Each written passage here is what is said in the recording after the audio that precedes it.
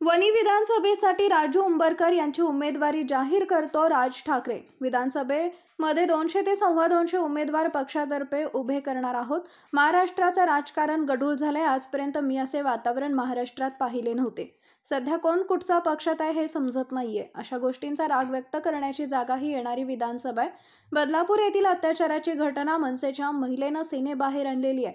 तोपर्यंत ही घटना दाबून ठेवली होती। ती घटना घडल्यानंतर लगेच इतर ठिकाणी सुरू झाली। लहान लहान मुलींवर बलात्कार करत आहेत। याचं कारण आहे कायद्याचं वचक नसणं। याचा दोष पोलीस यंत्रणेला देणार नाही। त्यांच्यावरील सरकारी दबावामुळे त्यांना असं वागावं लागतं। मी सहज बोलत नाही, अतिशय गांभीर्यानं बोलतोय की एकदा राज ठाकरेंच्या हातात महाराष्ट्राची सत्ता द्या। राज्य कसं चालवलं जातं आणि कायद्याची भीती काय असते हे मी तुम्हाला दाखवून देईन। परत कोणत्याही महिलेकडे वाकड्या नजरेनं बघण्याची कोणाची हिंमत होणार नाही। महाराष्ट्रात अनेक विषय पडले, दरवर्षी तेच सुरू आहेत आणि सरकारची लोक गोल गोल उत्तरं देत आहेत। विधानसभेच्या निवडणुका लागतील तेव्हा लागतील, पण मी अनेक ठिकाणी उमेदवारी जाहीर केली आहे। आज वणी विधानसभेसाठी राजू उंबरकर यांची उमेदवारी जाहीर करत आहे। सर्वांनी पूर्ण ताकदीनं राजू उंबरकर यांच्या मागे उभे राहावे आणि त्यांना आमदार करावे। मी कसे प्रश्न सोडवतो माहीत आहे। आधी हात जोडून जातो आणि मग कुणी ऐकलं नाही तर हात सोडून जातो।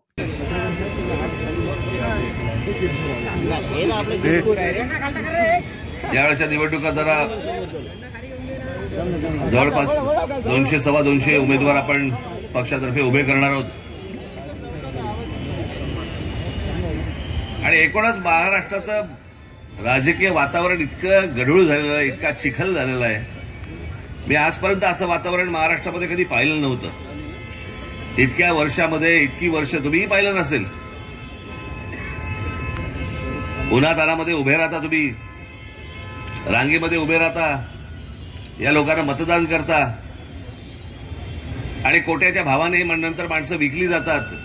आज ह्याची सत्ता, उद्या ह्याची सत्ता, उद्या ही माणसं ह्याच्याकडे, उद्या ही माणसं ह्याच्याकडे। सध्या समजतच नाही कोण कुठच्या पक्षामध्ये आहे तेच समजत नाही। आणि मला असं वाटतं की याचा तुम्हाला राग येतो की नाही येत। या असल्या गोष्टींचा राग व्यक्त करायची जी जागा आहे ना, ती येणारी विधानसभेची जागा आहे, निवडणूक आहे ती।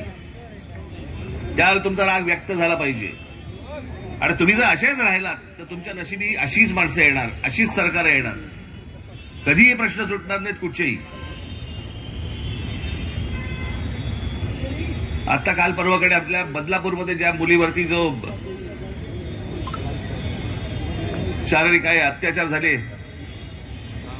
बलात्काराचा प्रयत्न झाला, आणि एक घटना महाराष्ट्र नवनिर्माण सेनेच्या आमच्या महिला सेनेने ती बाहेर काढली गोष्ट, तेव्हा लोकांना कळली, तोपर्यंत दाबून ठेवली होती गोष्ट।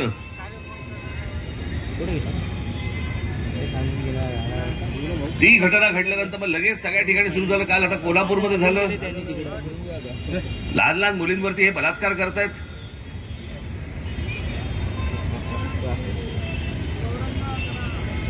हा माणूस आज पाहिजे होता। आज ही महाशक्ती जी आहे ना, ही आज पाहिजे होती।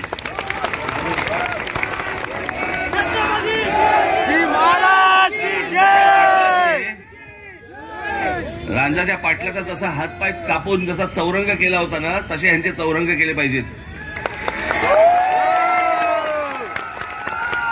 आमच्या मुली शाळेमध्ये पाठवायच्या आणि शाळेमध्ये पाठवल्यानंतर कालच मी त्या आश्रम शाळेमध्ये गेलो होतो। लहान लहान मुली तिकडे या संपूर्ण महाराष्ट्रामध्ये पसरलेलं आहे आणि याचं कारण कायद्याचं वचक नाही। मी याचा दोष आमच्या या पोलीस यंत्रणेला बिलकुल देणार नाही।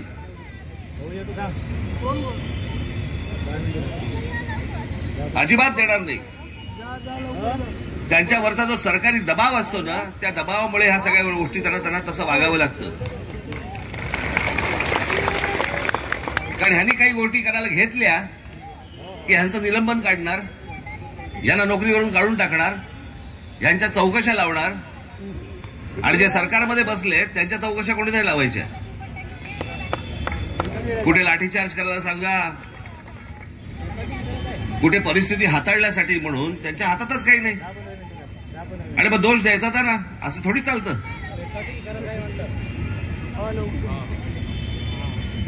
मी अनेकदा बोलत आलो तुम्हाला, अनेकांना असं वाटतं की राज ठाकरे असा सहज बोल, मी सहज नाही बोलतोय, मी तुम्हाला अत्यंत गांभीर्यपूर्वक तुम्हाला सांगतोय. एकदा या राज ठाकरेच्या हातामध्ये या महाराष्ट्राची सत्ता द्या तुम्ही. एकदा राज्य कसं हाकलं जातं ना, कायद्याची भीती काय असते ना, हे मी तुम्हाला दाखवून देईन. परत या महाराष्ट्रामध्ये परत कुठच्या बाईकडे मुलीकडे कोणी वाकडे नजरेने बघायची कोणाची हिंमत होणार नाही. याच पोलीस यंत्रणेला सांगणार, 48 तास देणार. मुंबई पोलीस, महाराष्ट्र पोलीस यांच्यावरती माझा पूर्ण विश्वास आहे. 48 तास हातामध्ये दिले ना, साफ करून ठेवतील महाराष्ट्र अख्खा. सगळ्या गोष्टी माहिती असतात, पण कोण घेणार अंगावरती? आज अनेक विषय या महाराष्ट्रामध्ये पडलेले आहेत. महिलांचे विषय आहेत, शेतकऱ्यांच्या आत्महत्या होत आहेत, बी बियाण्यांचा प्रश्न आहे, विम्याचा प्रश्न आहे. दरवर्षी आपलं तेच सगळ्या गोष्टी चालू आहेत आणि आमचे सगळे सरकारी सगळे लोक गोल गोल उत्तर देत आहेत आणि आत्महत्या काही थांबत नाहीत.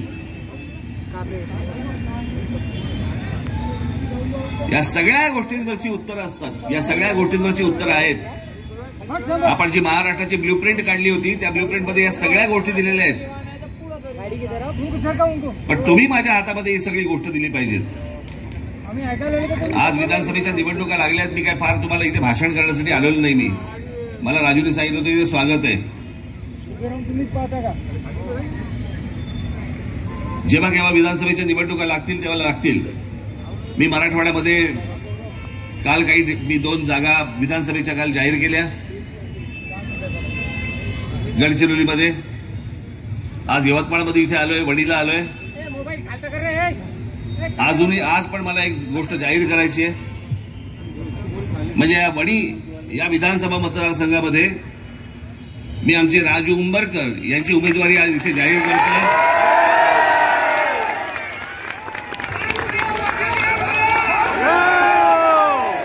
सर्वांनी पूर्ण ताकदीने राजू उंबरकरांच्या मागे उभं राहावं, त्यांना आमदार म्हणून आतमध्ये पाठवावं.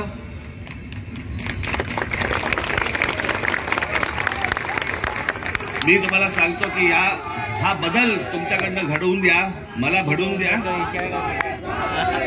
येणाऱ्या विधानसभेच्या निकालानंतर महाराष्ट्र नवनिर्माण सेना ही सत्तेत बसलेली असेल आणि तुमचे जे प्रश्न असतील, मी कसे प्रश्न सोडवतो तुम्हाला माहिती आहे बरं का. पहिल्यांदा हात जोडून जातो, समोरच्याने ऐकलं नाही तर हात सोडून जातो.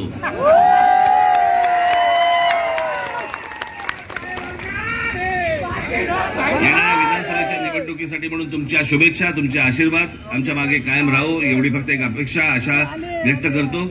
आपल्या सर्वांचं दर्शन झालं याचाही मी स्वतःला भाग्यवान समजतो.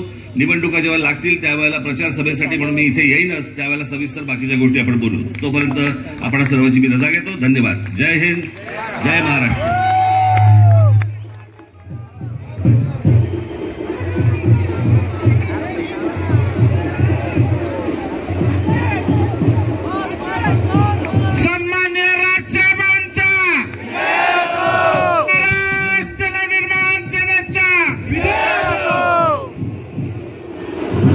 गढूळ झालेला आहे, इतका चिखल झालेला आहे. मी आजपर्यंत असं वातावरण महाराष्ट्रामध्ये कधी पाहिलं नव्हतं. इतक्या वर्षामध्ये इतकी वर्ष तुम्हीही पाहिलं नसेल. उन्हातानामध्ये उभे राहता, तुम्ही रांगेमध्ये उभे राहता, या लोकांना मतदान करता आणि कोट्याच्या भावाने नंतर माणसं विकली जातात. आज ह्याची सत्ता, उद्या ह्याची सत्ता, उद्या ही माणसं ह्याच्याकडे, उद्या ही माणसं ह्याच्याकडे. सध्या समजतच नाही कोण कुठच्या पक्षामध्ये आहे तेच समजत नाही. आणि मला असं वाटतं की याचा तुम्हाला राग येतो की नाही येत. या असल्या गोष्टींचा राग व्यक्त करायची जी जागा आहे ना, ती येणारी विधानसभेची जागा आहे, निवडणूक आहे ती. त्यावेळेला तुमचा राग व्यक्त झाला पाहिजे. आणि तुम्ही जर असेच राहिलात तर तुमच्या नशिबी अशीच माणसं येणार, अशीच सरकार येणार. कधीही प्रश्न सुटणार नाहीत कुठचेही. आता काल परवाकडे आपल्या बदलापूरमध्ये ज्या मुलीवरती जो शारीरिक काही अत्याचार झाले, दाबून ठेवली होती गोष्ट.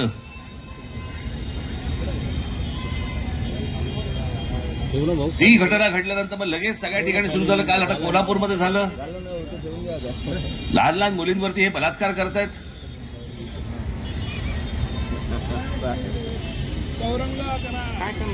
हा माणूस आज पाहिजे होता. आज ही महाशक्ती जी आहे ना, ही आज पाहिजे होती.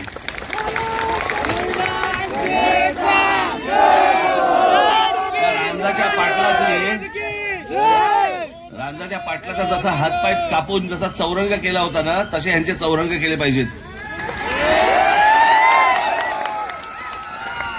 आमच्या मुली शाळेमध्ये पाठवायच्या आणि शाळेमध्ये पाठवल्यानंतर कालच मी त्या आश्रम शाळेमध्ये गेलो होतो. लहान लहान मुली तिकडे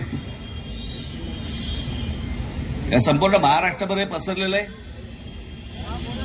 आणि याचं कारण कायद्याचा वचक नाही. दोष आमच्या या पोलीस यंत्रणेला बिलकुल देणार नाही.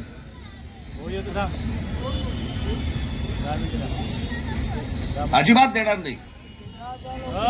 त्यांच्यावरचा जो सरकारी दबाव असतो ना, त्या दबावामुळे ह्या सगळ्या गोष्टी त्यांना तसं वागावं लागतं. कारण ह्यांनी काही गोष्टी करायला घेतल्या की ह्यांचं निलंबन काढणार, यांना नोकरीवरून काढून टाकणार, ह्यांच्या चौकशा लावणार आणि जे सरकारमध्ये बसले त्यांच्या चौकशा कोणी नाही लावायच्या. कुठे लाठीचार्ज करायला सांगा, रेकॉर्डिंग करत आहे, कुठे परिस्थिती हाताळण्यासाठी म्हणून त्यांच्या हातातच काही नाही आणि मग दोष द्यायचा त्यांना. असं थोडी चालतं. रेकॉर्डिंग करत आहे म्हटलं. मी अनेकदा बोलत आलो तुम्हाला. अनेकांना असं वाटतं की राज ठाकरे असा सहज बोल. मी सहज नाही बोलत आहे. मी तुम्हाला अत्यंत गांभीर्यपूर्वक तुम्हाला सांगतोय. एकदा या राज ठाकरेच्या हातामध्ये या महाराष्ट्राची सत्ता द्या तुम्ही. एकदा मॅम बोला ना. राज्य कसं हाकलं जातं ना. या विधानसभा मतदारसंघामध्ये मी आमचे राजू उंबरकर यांची उमेदवारी आज इथे जाहीर करतो.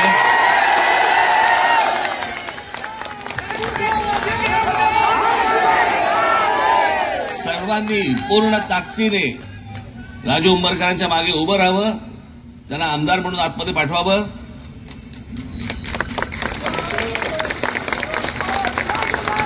मी तुम्हाला सांगतो की हा बदल तुमच्याकडनं घडवून द्या, मला घडवून द्या. येणाऱ्या विधानसभेच्या निकालानंतर महाराष्ट्र नवनिर्माण सेना ही सत्तेत बसलेली असेल आणि तुमचे जे प्रश्न असतील, मी कसे प्रश्न सोडवतो तुम्हाला माहिती आहे बरं का. पहिल्यांदा हात जोडून जातो, समोरच्याने ऐकलं नाही तर हात सोडून जातो.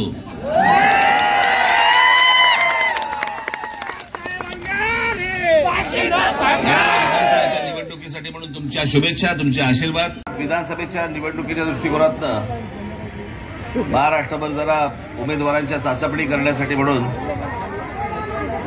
दौरा सुरू केला. मराठवाड्याचा दौरा माझा पूर्ण झाला. हे आता बस करायला सांगतात, आता बंद करायला सांगतात.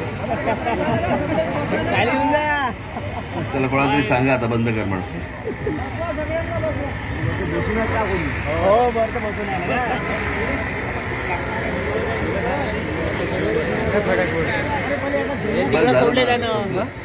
तुला इकडे येते ना, नाही ते लोकांवर चालले आता. आणि जरा थोडीशी उमेदवारांची चाचपणी करण्यासाठी म्हणून हा दौरा आखला. मराठवाडा झाला, आता विदर्भाचा दौरा माझा सुरू आहे. पुढे उत्तर महाराष्ट्राचा होईल, मग आमच्या कोकणाचा होईल, मग पश्चिम महाराष्ट्राचा होईल.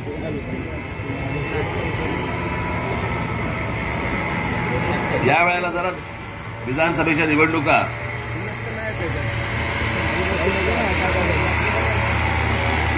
आता बस झालं रे मला. आता तोच येईल पाकळी म्हणून खाली. लागल्या म्हणजे अजून लागल्या नाहीत, पण होतील असं वाटतंय. मोबाईल मोबाईल आता सोडलं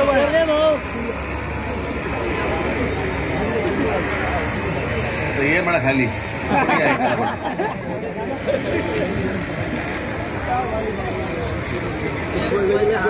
निवडणुका लागल्या आहेत असं वाटतंय.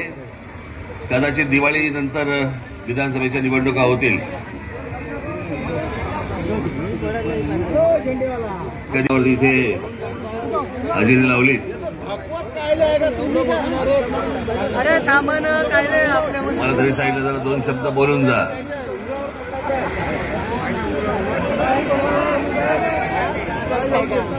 माणूस आहे का त्याच्यात? ते उतरेल ना व्यवस्थित? इथं नाही येणार. साहेब चुकलो म्हणून इकडे जायचं.